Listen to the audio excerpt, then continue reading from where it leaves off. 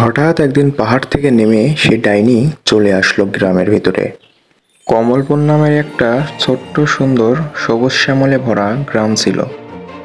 সেখানে হঠাৎ কোথা থেকে একটি ডাইনি এসে হাজির হলো এবং বলতে থাকলো, কতদিন ওই পাহাড়ের চূড়ায় থেকে থেকে আমি তো কিছুই জানতাম না, থাকতাম ওই পাহাড়ে।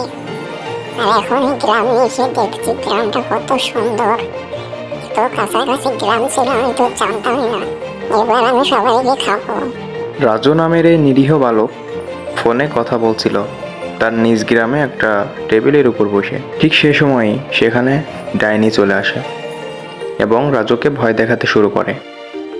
ডাইনিকে দেখে রাজু এতটাই ভয় পায় যে সাথে সাথে সে অজ্ঞান হয়ে যায়।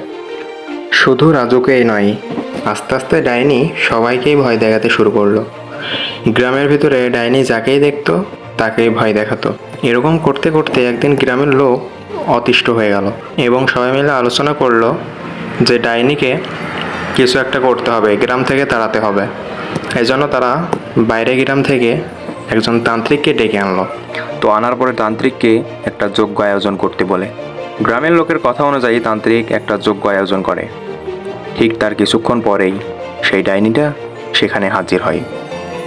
তান্ত্রিক তখন জিজ্ঞেস করে ডাইনিকে দেখে, এই তুই এই গ্রাম থেকে যাস না কেন বল?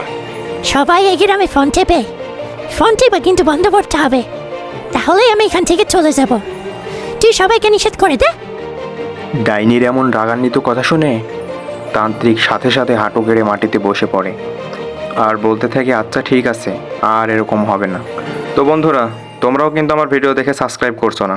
এবার কিন্তু তোমাদের গ্রামে আসবো, এবার কিন্তু তোমাদের সাথে আমার দেখা হচ্ছে। তাড়াতাড়ি সাবস্ক্রাইব করো।